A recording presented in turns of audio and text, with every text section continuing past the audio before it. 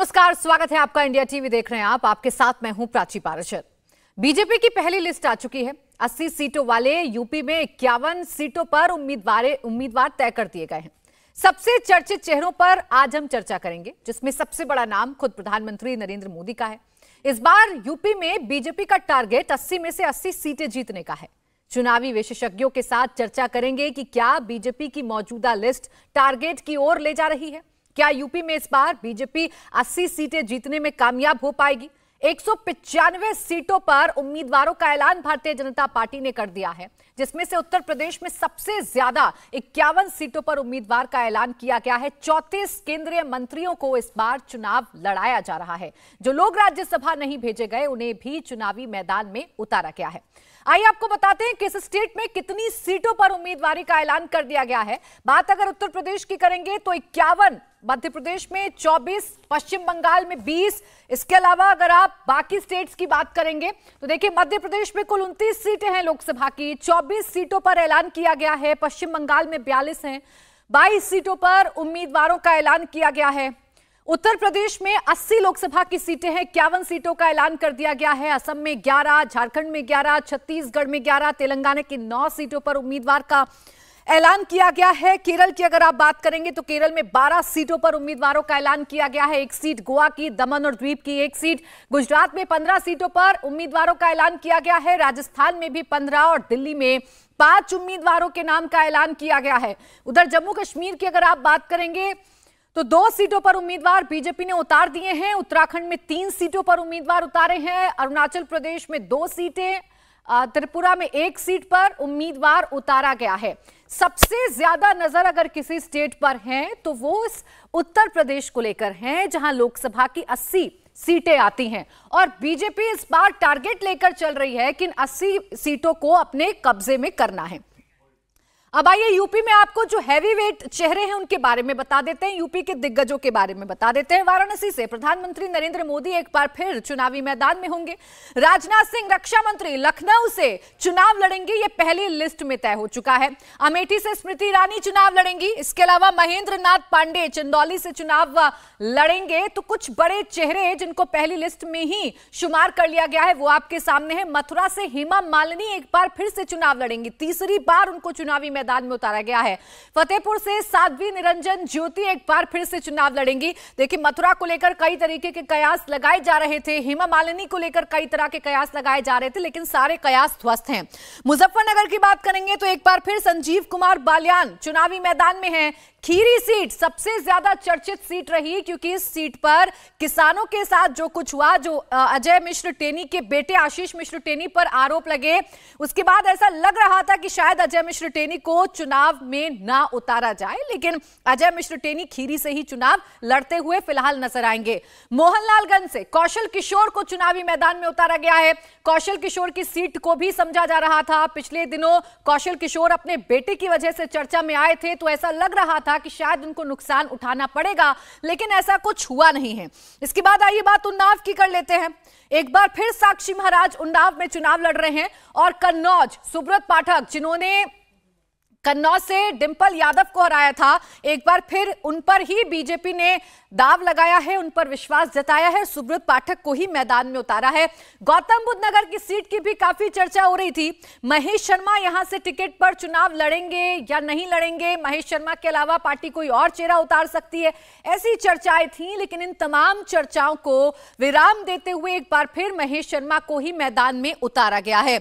इसके अलावा डुमरियागंज में जगदंबिका पाल ही एक बार फिर चुनाव लड़ते हुए नजर आएंगे। 2014 में कांग्रेस से बीजेपी में शामिल हुए थे, 14 जीते, 19 जीते और अब एक बार फिर 2024 में पार्टी ने इन्हीं पर विश्वास जताया है। हालांकि इस सीट को लेकर भी काफी अटकलें थीं। गोरखपुर मुख्यमंत्री योगी आदित्यनाथ का आप कह सकते हैं गृह जिला है और वहां पर रवि किशन एक बार फिर से चुनावी ताल ठोकते हुए नजर आएंगे। आजमगढ़ दिनेश लाल निरहुआ, जो कि उपचुनाव हुए थे आजमगढ़ में, उसमें जीत हासिल की थी। एक बार फिर से दिनेश लाल निरहुआ को ही आजमगढ़ से भारतीय जनता पार्टी ने अपना उम्मीदवार बनाया है। तो उत्तर प्रदेश के ये वो बड़े चेहरे हैं, वो दिग्गज चेहरे हैं जिनको चुनावी मैदान में उतारा गया है। नरेंद्र मोदी वाराणसी से हैं, राजनाथ सिंह लखनऊ से, स्मृति ईरानी अमेठी से। ये वो नाम है जो तो लगभग पहले से ही तय माने जा रहे थे कि इनके नामों का ऐलान तो पहली लिस्ट में ही हो जाएगा, और कुछ ऐसा ही होता हुआ भी नजर आ रहा है। इसके अलावा देखिए 4 ऐसी सीटें हैं जहां भारतीय जनता पार्टी ने हार का सामना बीजेपी को करना पड़ा था, तो उन 4 सीटों पर नए चेहरों को इस बार उतारा गया है। अब उत्तर प्रदेश में जो टारगेट बीजेपी लेकर चल रही है, क्या वो टारगेट इन चेहरों से कामयाब हो पाएगा? क्या वो टारगेट पूरा हो पाएगा? इसे ही समझेंगे। हमारे साथ खास मेहमान इस वक्त जुड़ गए हैं। हमारे साथ हैं विजय त्रिवेदी, सीनियर जर्नलिस्ट स्टूडियो में। सर स्वागत है आपका। हर्षवर्धन त्रिपाठी जी हमारे साथ हैं, संजीव श्रीवास्तव और राशिद किदवई हमें ज्वाइन कर चुके हैं। आप सभी का बहुत बहुत स्वागत है। विजय त्रिवेदी जी, पहले आप ही का कमेंट, आप ही की टिप्पणी इस पर लेना चाहूंगी। अभी जो 195 उम्मीदवारों के नाम का ऐलान किया गया, जिसमें 51 उत्तर प्रदेश की सीटें हैं, बहुत ज्यादा कैंडिडेट्स नहीं काटे गए हैं, पुरानों को ही रिपीट किया गया है। ये 80 में से 80 सीटों वाला जो एक दाव बीजेपी चल रही है, उसे पूरा कर पाएंगे क्या? सबसे महत्वपूर्ण है, जैसे प्राची आपने भी जिक्र किया कि उत्तर प्रदेश 80 सीटों का प्रदेश है, सबसे बड़ा प्रदेश है।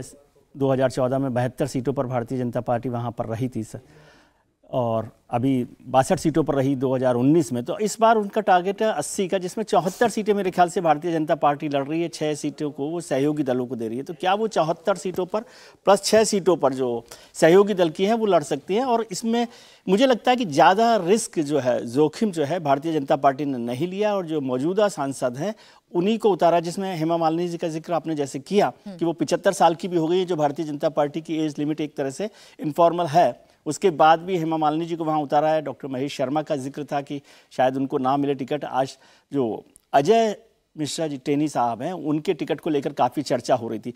लेकिन अब महत्वपूर्ण है जो बाकी सीटें जो बची हैं, यदि 23 सीटों का हम जिक्र करें तो वो ज़्यादा महत्वपूर्ण है। क्या उसमें ब्रजभूषण शरण सिंह को टिकट मिलेगा, क्या मेनका गांधी को मिलेगा, क्या वरुण गांधी को टिकट मिलेगा, ऐसे कुछ और नाम हैं।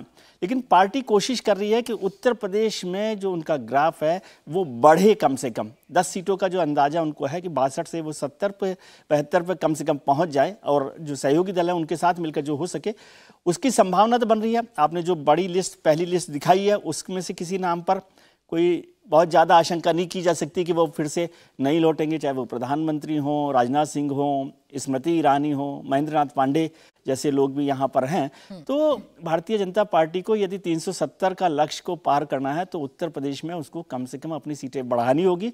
और अभी तक की जो लिस्ट है वो काफ़ी मजबूत लिस्ट है। लेकिन आज जैसे पटना में रैली जो हुई है इंडिया गठबंधन की, उसको भी थोड़ा सा ध्यान रखने की ज़रूरत है कि ये लड़ाई जो है, हालांकि वो पटना में हुआ है लेकिन अखिलेश भी वहाँ पर मौजूद हैं, तेजस्वी वहाँ मौजूद हैं, तो क्या इंडिया गठबंधन कुछ ताकत के साथ यहाँ पर उतर सकता है? पिछली बार भी उन्होंने 15 सीटें 16 सीटें हासिल की थी, तो इस बार क्या वो उस ताकत के साथ उतर रहे हैं या कुछ कमज़ोर होंगे? और एक और महत्वपूर्ण सीट कि रायबरेली और अमेठी, अब तो केवल रायबरेली कांग्रेस के पास बची है। क्या रायबरेली सीट कांग्रेस अपने पास रख पाती है और किसको वहाँ पर उतार रही है? ठीक है, कुल 51 उम्मीदवारों का ऐलान किया गया है, जिसमें से 9 केंद्रीय मंत्री चुनावी मैदान में उतारे गए हैं और 4 नए चेहरों को इस बार मौका दिया जा रहा है। और ये 4 नए चेहरे उन सीटों पर चुनाव लड़ रहे हैं जो पिछली बार भारतीय जनता पार्टी हारी थी। उन सीटों पर ये 4 नए चेहरे दाव खेल रहे हैं।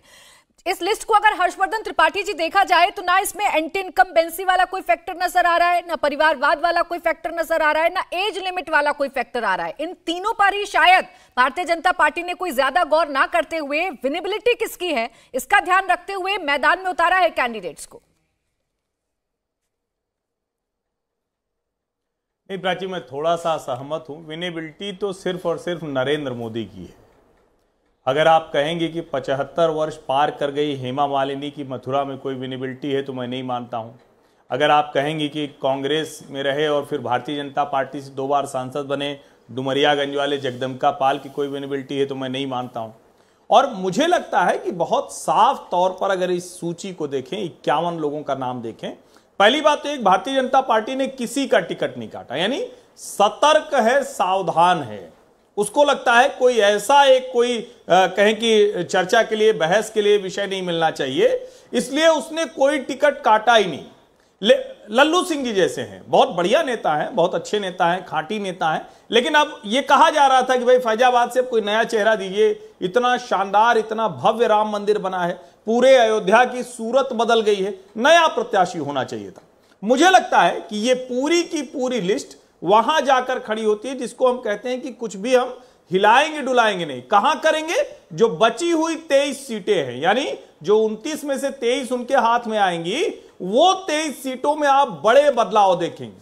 शायद उन सीटों पर हम आप जब चर्चा कर रहे होंगे तो चौंकने की बारी आएगी कि अरे ये अचानक क्यों हो गया। अब उसमें बलिया है, गाजीपुर है, घोसी है, प्रयागराज की सीट है, इलाहाबाद और फूलपुर की, उसके अलावा कौशाम्बी है, इधर पश्चिमी उत्तर प्रदेश की भी एक आध सीटें हैं। अब चूंकि जयंत चौधरी से भी समझौता हो गया है, सुभाषपा से भी समझौता हो गया है, तो मुझे लगता है कि वो वाला संकट भी खत्म है। लेकिन मैं इसे ये नहीं मानता हूं कि ये 51 प्रत्याशी कोई विनेबिलिटी वाले हैं। इन 51 प्रत्याशियों में से कम 7-8 ऐसे हैं जिनका बैगेज है, ये जीत का अंतर कम करेंगे।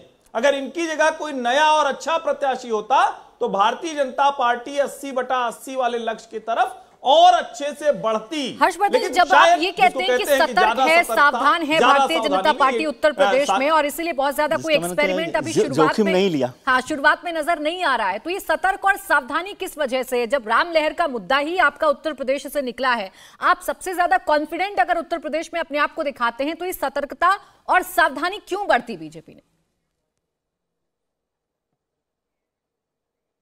हर्षवर्धन जी। अच्छा, मुझसे नहीं, देखिए सतर्कता सावधानी बरतने के पीछे बहुत सीधा सा है, क्योंकि एक अगर आप ध्यान से देखें तो इसमें एक बड़ा वर्ग ऐसा भी है जो बाहर से आया था। जाति समीकरण के लिहाज से कोई छेड़छाड़ नहीं हो सकती, जाति समीकरण से छेड़छाड़ नहीं करनी है। इस सूची से एक और चीज है, इसको अगर आप बहुत ठीक से देखें तो पूरी जो सूची है वो बताती है कि कास्ट इक्वेशन पर छेड़छाड़ भारतीय जनता पार्टी करने की इच्छा मंशा में नहीं है। अब अगर वहां से हटाएंगे तो उसी जाति के किसी प्रत्याशी को देना पड़ेगा, और शायद यही वजह है कि वहां जाकर रुक गए। हालांकि मैं फिर से कह रहा हूं, अब जैसे जौनपुर की सीट है, कृपा शंकर सिंह को आप टिकट दे रहे हैं, आपको लगता है कि भाई धनंजय सिंह बाहुबली है, एक उसकी अच्छी खासी वहां प्रभाव की स्थिति है, अब उसमें आपको कोई प्रत्याशी लड़ाना है तो आपको अपना कोई कैडर नहीं मिला, आपको अपना कोई नेता नहीं मिला जो वहां संगठन का होता, 10 साल 20 साल से संगठन के लिए काम कर रहा होता। तो ये बहुत कोई मतलब इसको हम कहें कोई रणनीतिक तौर पर कोई बहुत कुछ है, ऐसा मुझे नहीं लगता। यहां कोई रणनीति नहीं बनाई गई है, और इसमें एक बहुत बड़ा वर्ग है जो अपनी ताकत पर कुछ वोट ऐड भी करेगा, लेकिन ओवरऑल उनको लगता है कि यहां जो भी लड़ेगा वो चुनाव जीतेगा, इसलिए ज्यादा कुछ परिवर्तन नहीं किया गया है। अब देखिए, नैरेटिव बिल्ड करने की बात है, बीजेपी ने कम से कम ये नैरेटिव तो बिल्ड कर दिया है कि सबसे पहले हम लिस्ट लेकर आए हैं और 195 उम्मीदवारों का ऐलान हमने कर दिया है। हालांकि उत्तर प्रदेश में अखिलेश 2 लिस्ट अपनी जारी कर चुके हैं, लेकिन उसमें से कुछ सीटें अब उन्हें कांग्रेस के लिए छोड़नी जरूर पड़ रही हैं। अब संजीव जी, जब हम उम्मीदवारों के नामों को देखते हैं तो ऐसा तो लग रहा है कि बीजेपी प्रेशर में आने वाली पार्टी तो कतई नहीं है। आप बेशक कहते रहिए कि किसान विरोधी है ये पार्टी किसानों की नहीं सुनती है, लेकिन अगर खीरी से अजय मिश्र टेनी को टिकट देना है, वो चुनाव जिताने की गारंटी है, क्योंकि विधानसभा में उन्होंने करके दिखाया था, तो रिपीट करने में बीजेपी गुरेज नहीं कर रही है।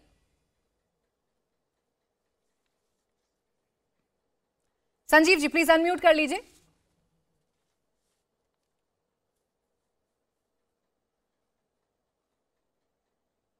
मैं कह रहा हूं, जैसे हर्षवर्धन जी कह रहे थे सावधानी और सतर्कता है, तो वहीं से बात शुरू करें।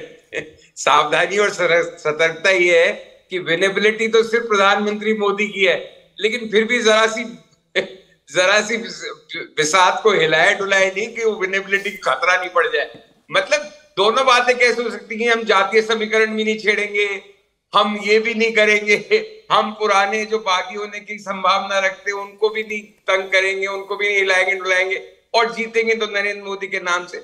मतलब बात ये है प्राची जी, जो आपने अभी नैरेटिव की बात की ना, तो बीजेपी नैरेटिव बनाने में तो एक्सपर्ट है, मीडिया उनके साथ है, नैरेटिव ये बन गया। अभी 370 पार कैसे होगी, 400 कैसे होगी?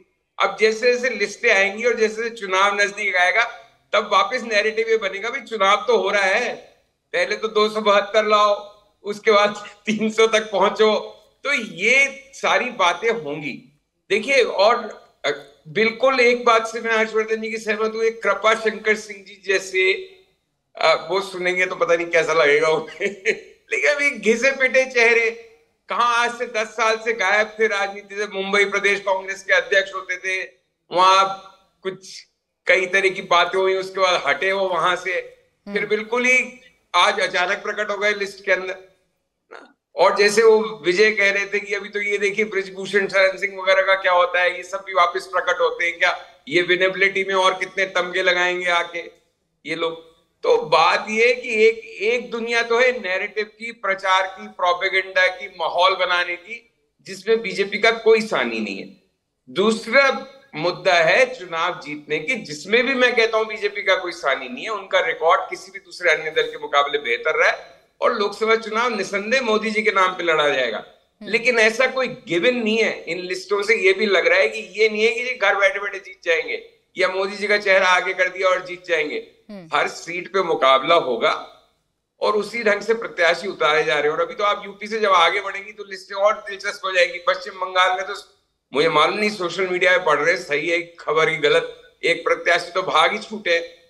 यहाँ राजस्थान की 1-2 सीट पे ऐसी चर्चा हो रही है कि जो नाम कटे हैं वो लोग बागी होंगे। हाँ। तो क्या है कि ये जो एक अभेद्य दुर्ग टाइप या इनविंसिबिलिटी का जो फैक्टर बनाया हुआ है, इस किले में भी अभी धीरे धीरे कुछ इसकी परतें हटेंगी और फिर चुनाव के नतीजे आएंगे। मुझे अभी भी लगता है बीजेपी जीतेगी।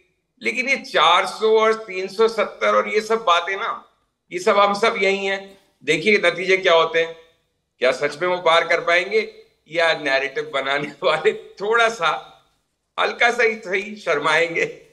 चलिए ठीक है, बात नैरेटिव की है तो नैरेटिव कम से कम अभी भारतीय जनता पार्टी ये तो गढ़ रही है कि हम 195 उम्मीदवारों के नाम का ऐलान भी कर चुके हैं और सबसे ज्यादा उत्तर प्रदेश में 51 सीटों पर नाम का ऐलान कर दिया गया और बेझिझक अपने उम्मीदवारों को रिपीट किया गया है। तीसरी बार लोगों को रिपीट किया जा रहा है, तीसरी बार उनको चुनावी मैदान में उतारा जा रहा है। और उसका परफेक्ट एग्जाम्पल राशिद किदवई जी, हेमा मालिनी भी है। काफी चर्चा हुई उनकी सीट की, मथुरा की काफी चर्चा हुई। मैं फिर त्रिपाठी जी आपके पास आऊंगी। काफी चर्चा हुई राशिद जी कि शायद इस बार उनको रिपीट ना किया जाए, शायद फैजाबाद से इस बार लल्लू सिंह को रिपीट ना किया जाए। लेकिन इसके बावजूद जब पहली लिस्ट आई तो ये सारी की सारी अटकलें धराशायी हो गई। बीजेपी ने फिर बता दिया कि हमें अपने मुद्दों पर यकीन है, हमें पता है कि मथुरा, काशी और वाराणसी को कैसे भुनाना है और वो हम कर रहे हैं। प्राची, मेरा इसमें थोड़ा सा अलग मत है। अगर इतना आत्मविश्वास होता तो हमें यहाँ पर थोड़ा कुछ बदलाव नजर आता, खासतौर से जो उम्र का क्राइटेरिया था, जो दूसरे यार्डस्टिक थे, परफॉर्मेंस की बात थी, एंटी इनकम्बेंसी फैक्टर था। मुझे लगता है कि भाजपा बहुत ज्यादा सतर्क है, वो 370 का टारगेट को बड़ा सीरियसली गंभीरता से ले रही है और उसी में मुझे लगता है कि उससे कुछ गलतियां और कोताही भी हो रही है। मेरी कुछ विपक्ष के नेताओं से बात हो रही थी तो उन्हें भाजपा के लिस्ट के बाद 195 सीट के बाद थोड़ा सा उनमें जोश बढ़ा है। उन्हें लगता है कि भाजपा ने, क्योंकि इतने सारे खासतौर से उत्तर प्रदेश के कॉन्टेक्स्ट में इतने सारे लोगों को जो सिटिंग एमपीज हैं 2 बार, जिनका एंटी इनकम्बेंसी काफी बढ़ गया है, जनता उनसे नाराज है कि जो सांसद होता है, सांसद के पास बहुत कुछ काम करने का मौका नहीं होता है। उससे ज्यादा तो विधायक काम कर लेता है या राज्य का मंत्री होता है वो होता है या केंद्र का मंत्री हो तो जो सांसद होता है उसके पास बहुत कुछ काम करने का मौका नहीं होता है और यही शिकायत भी बहुत ज्यादा होती है। तो भाजपा ने यहाँ पर इतने सारे लोगों को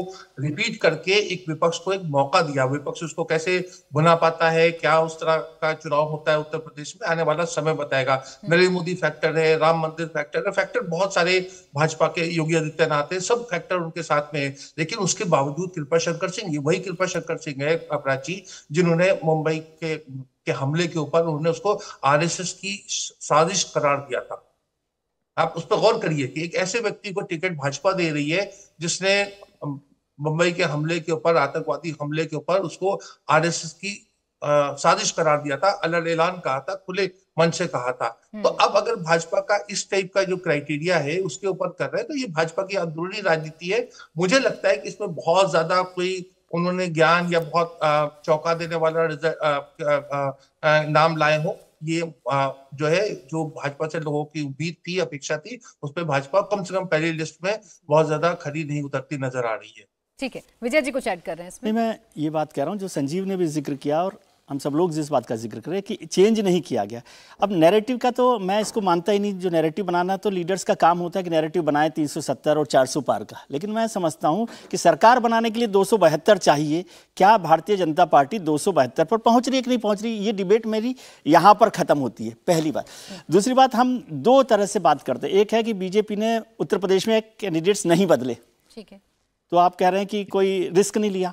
दूसरी तरफ दिल्ली में 7 में से 5 किए, 5 में से 4 कर दिए हैं, तो आप कह रहे हैं कि आपको सांसदों पर भरोसा नहीं है। तो नैरेटिव तो किसी भी तरह से गढ़ा जा सकता है, और जो राशिद साहब कह रहे हैं वो बिल्कुल ठीक बात है कृपा शंकर सिंह को लेकर, लेकिन आप तो उनको बात कीजिए ना। डुमरियागंज में जगदम्बिका पाल साहब तो वो लोगों में से हैं जिन्होंने कल्याण सिंह की सरकार गिरने के बाद मुख्यमंत्री बने थे, वो सबसे कम टाइम के मुख्यमंत्री थे। तो अब ये कहानियां तो पार्टी में, पॉलिटिक्स में चलती रहती है, और भारतीय जनता पार्टी में तो आजकल वो अंदर आने वाला गेट खुला हुआ है, तो जो चाहे वो आ सकता है, जिसको मौका मिल जाए, जिसके नाम की पर्ची खुल जाए। कितना होता है कितना नहीं होता। और 51 सीटों में जो हर्षवर्धन जी भी कह रहे हैं कि प्राइम मिनिस्टर की विनेबिलिटी 100% है, वो तो ठीक है, लेकिन उनके भरोसे वो बैगेज, जबकि प्रधानमंत्री खुद बार बार ये कहते रहे कि भाई मेरे भरोसे मत चलिए। तो अब वो कितना होगा नहीं होगा, लेकिन ये रिस्क क्यों ली गई है, ये पार्टी ज़्यादा समझती है कि 50 की 50 सीटों पर कोई नहीं बदला गया। अंबेडकर नगर से रितेश पांडे को वो लेकर आ गए। अब बहुत सारी बातें होती हैं, परिवारवाद की भी बात होती है। अब साकेत मिश्रा को ले आएंगे आप, तो हो सकता है बहुत सारे लोग इसको परिवारवाद ना कहें, लेकिन आप किस नैरेटिव को किस तरह से चलाना चाहते हैं वो महत्वपूर्ण है। अब यहाँ पर मुझे लगता है उत्तर प्रदेश में एक फायदा जो है कि नरेंद्र मोदी के अलावा उत्तर प्रदेश के मुख्यमंत्री जो हैं योगी आदित्यनाथ, वो भी एक उनका वोट कैचर पर्सनैलिटी है। तो वो उनके भरोसे भी शायद ये हो रहा हो कि किस तरह से इस लड़ाई को लड़ना है। 80 नहीं भी आए तो भी मुझे लगता है कि पिछली बार का जो 62 का ग्राफ है वो शायद बढ़ेगा, और जो दूसरी लिस्ट आएगी उसमें कई चौंकाने वाले नाम होंगे। हर्षवर्धन जी, देखिए इस पे चर्चा तो हम दोपहर में भी कर रहे थे कहानी कुर्सी की में कि कितनी सीटें कट सकती हैं, कितनी उम्मीदवारों को काटा जा सकता है। लेकिन रही बात नैरेटिव की, तो अखिलेश यादव का वो बयान मुझे याद आता है कि 74 के 74 सांसदों के टिकट कट जाएंगे, सिर्फ एक टिकट है वो बाकी रह जाएगा वाराणसी में प्रधानमंत्री नरेंद्र मोदी का। शायद अखिलेश यादव की बात भारतीय जनता पार्टी ने सुन ली और उनको तो कम से कम गलत साबित कर दिया कि हम टिकट तो नहीं काटेंगे। बीजेपी सबको गलत साबित करने में माहिर है। हर्षवर्धन जी, अरे मुझे लगता है कि विजय जी से कहिए कि बात कर रहे हैं योगी आदित्यनाथ की वैसी बहुत दिक्कतें हैं, उनकी इतनी प्रशंसा न करें। हाँ, ठीक है हर्षवर्धन जी। नहीं, योगी जी की जो प्रशंसनीय बातें हैं वो करना ही चाहिए, और किसी की भी, हम लोगों को क्या करना है किसी की परेशानी बढ़ाने घटाने से। वो नेता जो ठीक होगा वो लड़ लेगा। लेकिन जो बात मैं कह रहा हूं, देखिए ऐसा विश्लेषण हम लोग करने से बचें। मैं फिर से ये कह रहा हूं, अभी 80 में से 74 बीजेपी के पाले में आएगी, यानी 6 तो देगी वो सहयोगियों को, और 74 को अगर 23 से करे तो 30% लोगों के टिकट कट सकते हैं, 30%। तो आप ये सोचिए कि भारतीय जनता पार्टी जब बदलना होगा तो उसको एक क्षण लगना नहीं। 7-8 सीटों को मैं इंगित कर रहा हूं, मैं नाम ले रहा हूं। क्यों ले रहा हूं? क्योंकि यहां पर भारतीय जनता पार्टी के पास प्रयोग की गुंजाइश थी। आपको पता है कि 2024 का चुनाव आपका है, चाहे कोई कुछ कहे। विपक्ष के नेताओं से आप मिलिए, उनकी हवा उड़ी हुई है, वो कहीं उनको पता ही नहीं है कि कहां से लड़ेंगे, लड़ पाएंगे नहीं लड़ पाएंगे, इस बार बूथ पोलिंग एजेंट मिलेगा या नहीं मिलेगा, एकदम किसी को कुछ नहीं। सब किस भरोसे पे हैं कि अच्छा चलो ठीक है, अंत में जाते जवाते कहीं से मायावती जी साथ में आ जाए तो शायद 15 सीटों पर लड़ाई में आ पाएंगे, वरना 80 में से 70 सीटों पर तो कहीं विपक्ष लड़ ही नहीं रहा है, उसको कोई गुंजाइश ही नहीं दिख रही। ये जो सीटें थी यहां भाजपा चाहती तो अपने कैडर के कुछ और नौजवान नेताओं को खड़ा कर सकती है, और मैं बार बार कहता हूं नरेंद्र मोदी ने वो करके दिखाया है। योगी आदित्यनाथ नया चेहरा, मनोहर लाल खट्टर उम्र के हिसाब से भले अब कहें लेकिन नया चेहरा। उत्तर प्रदेश में अभी कोई एक्सपेरिमेंट नहीं किया गया, लेकिन जैसा आप कह रहे हैं हर्षवर्धन जी की एक्सपेरिमेंट आगे किया जाएगा। अभी बहुत सारे टिकट हैं जिनका वितरण करना बाकी है, और बहुत सारी ऐसी सीट हैं जिनके सांसदों को लेकर संशय अभी भी बरकरार है। एक छोटा सा ब्रेक यहां पर ले रहे हैं। ब्रेक के उस पार हम बंगाल की भी चर्चा करेंगे, क्योंकि आज बंगाल में कैंडिडेट ने चुनाव लड़ने से मना कर दिया है। कल ही नाम की घोषणा हुई, आसनसोल सीट से पवन सिंह है। अब उनको लेकर विपक्ष हमलावर है। बंगाल में और बीजेपी ने कैसे टिकट बांटे ये भी हम आपको बताएंगे। एक छोटा सा ब्रेक, चल लौटेंगे।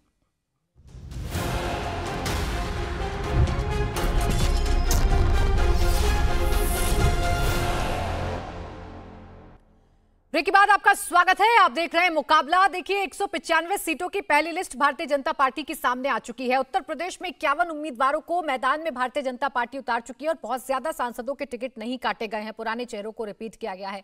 कुछ ऐसा ही बंगाल में भी देखने को मिल रहा है। बंगाल में 42 सीटों में से 20 सीटों पर भारतीय जनता पार्टी ने अपने उम्मीदवारों के नाम का ऐलान किया है।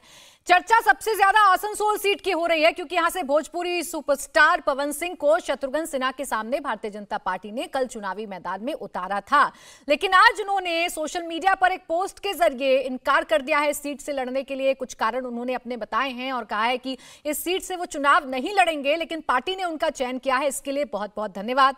आपको ये बता दें कि कल जब से बंगाल की लिस्ट सार्वजनिक हुई है तभी से लगातार पवन सिंह को लेकर पूरा का पूरा विपक्ष हमलावर है और पवन सिंह के कुछ क्लिप्स को निकालकर सोशल मीडिया पर वायरल किया जा रहा है और उन्हें बताया जा रहा है कि वो कैसे फुहरता परोसते हैं भोजपुरी सिनेमा के जरिए। बंगाल से इसे जोड़कर देखा जा रहा है। अब ऐसे में पवन सिंह ने अपने आप को बैकआउट कर लिया है, यानी कि पवन सिंह ने चुनाव लड़ने से इनकार कर दिया है।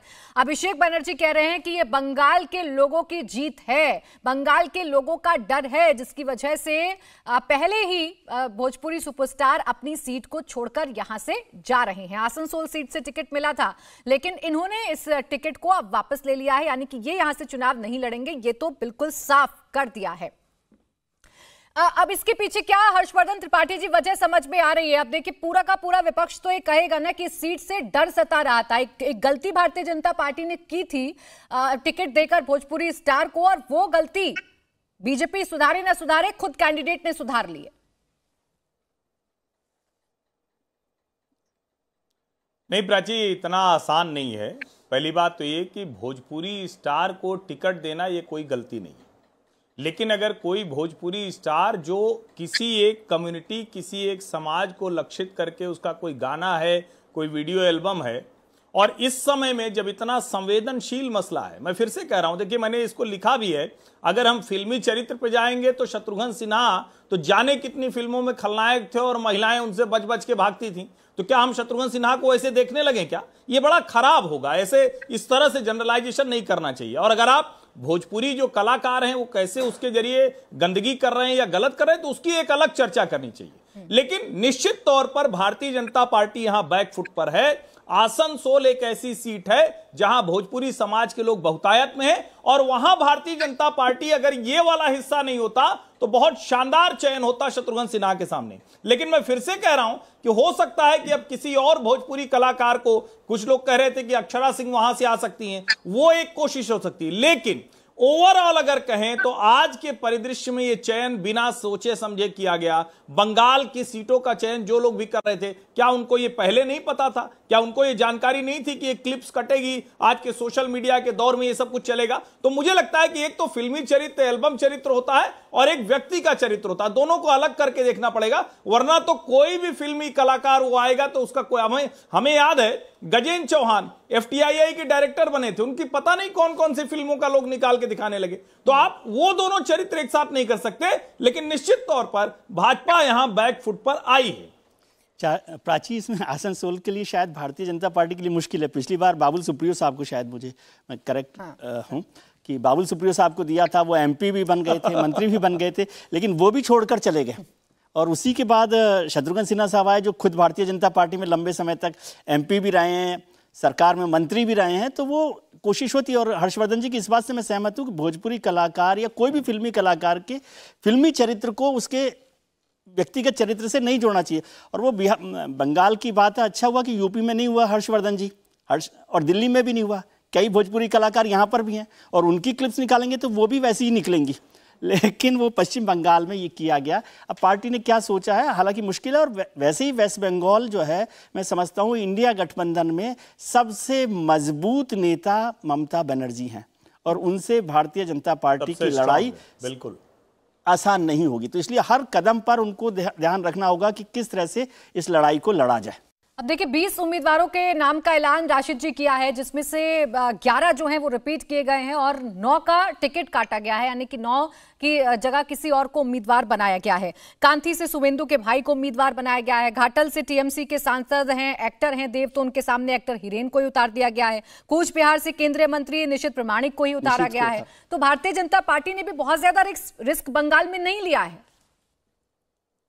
जी प्राची, देखिए बंगाल की जो, जैसे हमारे मित्र दोनों कह रहे थे हर्षवर्धन त्रिपाठी जी भी और विजय त्रिवेदी भी कि वहां के ऊपर भाजपा को एक बड़ी कांटे की टक्कर, एक बड़ी जो चुनौती कहीं अगर देश में मिल रही है। और एक व्यक्ति विशेष की हम जब बात करते हैं नरेंद्र मोदी की, तो एक तरीके से क्षेत्रीय स्तर पे काट करने में, पैंतरेबाजी में, राजनीति में जिस तरीके की शैली इस्तेमाल की जाती है, जो सिंबलिज्म इस्तेमाल किया जाता है, तो ममता बनर्जी बहुत सक्षम और सशक्त उम्मीदवार के रूप में आती है। और वहीं के ऊपर हमें नजर आता है कि बंगाल में भाजपा की बेंच स्ट्रेंथ जो है वो बड़ी कमजोर है। उनके पास वहां पर बहुत ज्यादा लीडर नहीं है, इसलिए वहां पर बहुत तजुर्बे की भी गुंजाइश थी कि जो भी अच्छे लोग उनको नजर आए उनको, चाहे वो विधायक हो, चाहे वो पिछला चुनाव हारे हो, उन या सांसद हो, सबको भाजपा ने मैदान में उतार दिया है और एक दांव खेल ली, क्योंकि बंगाल की लड़ाई बहुत जरूरी है। अगर भाजपा को जो 18 सीटें मिली थी उससे कमी आई तो उसके पूरी देश की उसकी जो आंकड़ा है या जो उसकी मंशा है या जो उसकी मुराद है उसके ऊपर बहुत असर पड़ेगा। बात आसनसोल की आती है, मुझे बड़ा अटपटा लगता है ये बात। देखिए, एक तरफ हम कहते हैं कि भाजपा में सब कुछ बिल्कुल